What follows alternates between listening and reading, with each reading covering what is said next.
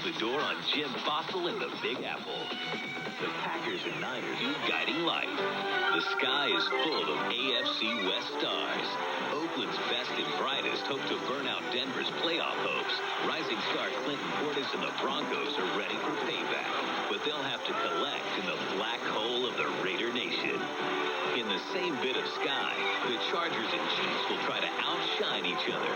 KC needs to light up the scoreboard without Priest Holmes, while dealing with San Diego's shooting star LaDainian. The Saints want a spot under the playoff tree, but their defense has been more naughty than nice. Nothing's been nice in Cincy all year long, so we turn to our Bengal, Chris Collinsworth, to fix them for goodness sakes. All that, plus Jillian and Jimmy shake things up on the one and only Fox NFL Sunday.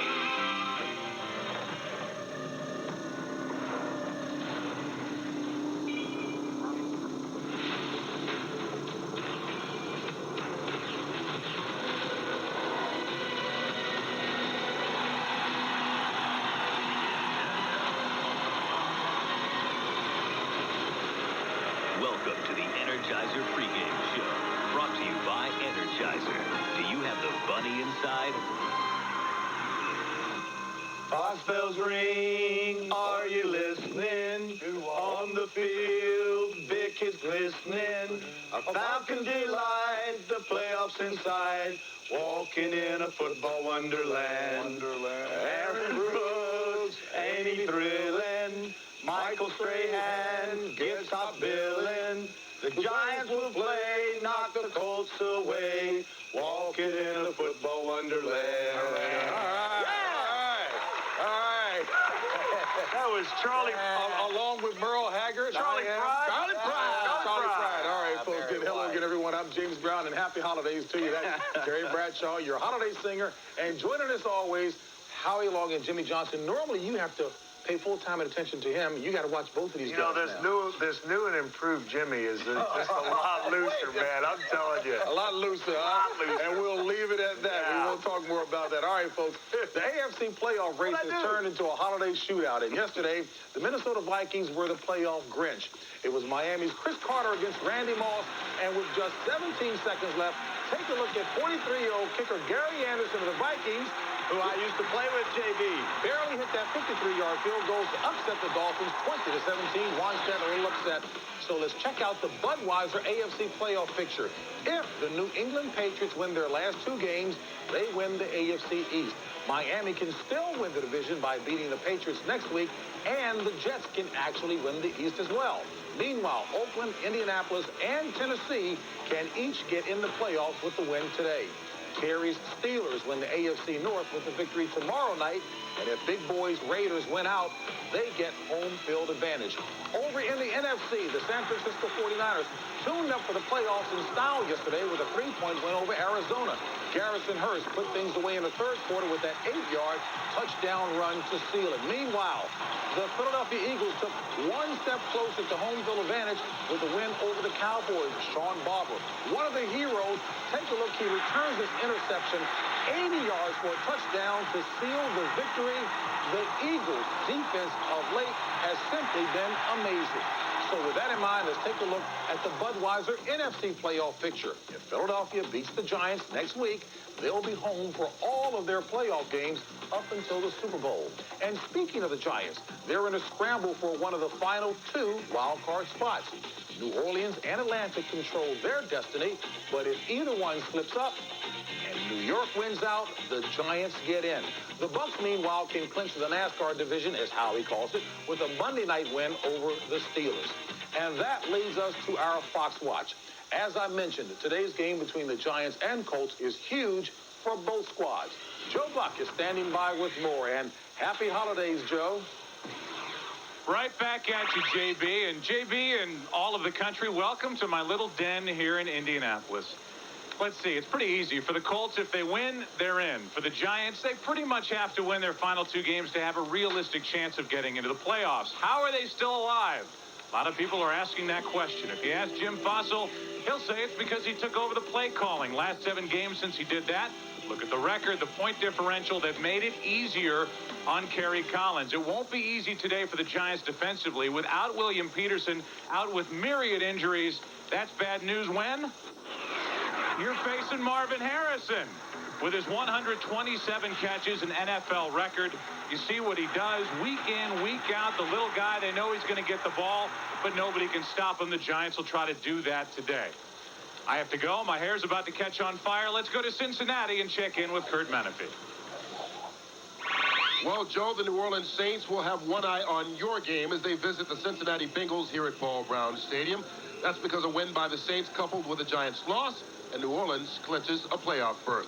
Well, they come into this game with two of the more potent weapons in all the NFL.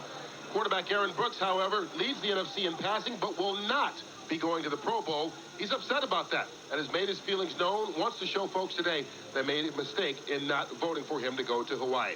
He'll have to do it without one of his key wide receivers, however. Jerome Pathon has a knee injury, so he's out. However, a capable replacement in the rookie wide receiver Dante Stallworth, who comes in with 7 touchdown receptions. Now, we pass it down to Atlanta and Dick Stockton. More scoreboard watching here, Kurt, for sure. And the Falcons trying to fend off the Giants and hope that their 2-game losing streak does not become an epidemic. They, of course, will look to quarterback Mike Vick, who has come back down to earth the last couple of weeks, playing with that bruised left thumb. Still hurts him. He says he'll try to block out the pain. A real pain for the Falcons is the fact that 3 of their defensive starters will not be in the lineup today. For the Lions, with Joey Harrington out for the year, the quarterback duties, Mike McMahon makes his first start since the second week, and they are delighted to get back James Stewart at running back, who is 38 yards away from 1,000 for the season. That's the story here. Right now, let's go up to Carolina and Brian Baldinger. Thank you, Dick. Holiday greetings to you. No props, no playoff picture here in Carolina, but a perfect day for football. 50 degrees, blue skies. And the headlines here in Charlotte this week is all about Wesley Walls, the 14-year veteran tight end. It may be his final game. He's missed games each of the last 3 years. Right now, battling a foot injury. But if this is his last game, what a career the 14-year veteran has had. One of only 4 tight ends in the history of the game with over 400 catches, over 50 tight ends, and 50 touchdowns. We need more Wesley Walls in this league. And if it is his final day, his family is here to enjoy it with him. JB, back to you. Merry Christmas to everybody in the studio in Los Angeles. Hey, Brian, and right back at you as well. Hey, folks, later this afternoon, some of you will see the Rams quarterback sensation Mark Bulger take on the Seattle Seahawks. By the way, our own John Zarneski, who you will see later today on Fox NFL Sunday, tells us that it looks like Mike Holmgren will be back in Seattle for at least one more season. As we talk about the NFC playoff picture, again, 2 out of the 3 teams, New Orleans, Atlanta, or the Giants, will make it. One of those squads, obviously, as I said, out. Jimmy, who do you like? Well, Jeffy, although Jim Fossil's to be commended the way he's brought a beat-up team back into the race. Excuse me, where are you going next week for your interview? Interview Jim Fossil. No. But anyway, he's to be commended. It's too little, too late. Atlanta and New Orleans, they got easier schedules. They're going at wild cards. And then, you know, with Vick and with Brooks, they could be dangerous on the road as wild cards. Yeah, I look for Atlanta and New Orleans to fill out the final 2 wild card spots. The Giants will split their final 2 games. I think Tampa Bay is in the 2nd spot. Green Bay and San Francisco will probably host wild card games, I think, at their facilities. And I think the Philadelphia Eagles are the premier team in the NFC. You're doing too much thinking. Yeah. But well, that's what I do on Saturday night before the broadcast. I'm in my room doing work. But what are you doing? Yeah. I'm sleeping. Yeah.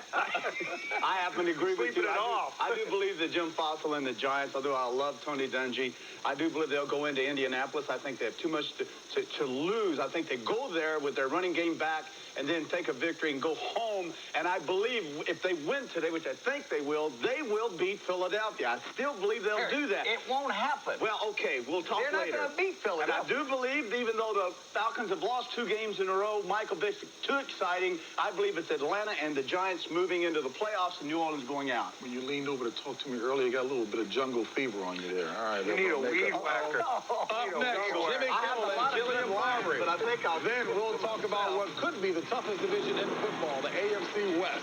The Raiders Raiders, Broncos, Chargers, and Chiefs all play each other today. A division title is at stake. Tomorrow, TB's Steelers take on the TB Buccaneers. The winner will win his division. Our guys will break it down. And finally, Chris Collinsworth pretends to buy the bad news Bengals. Unlike the current owner, Mike Brown, he'll spend cash. I know what you're thinking. All those coaches are sitting out there laughing at me right now. But the more zeros I add to the end of their paycheck, the less they're going to be laughing.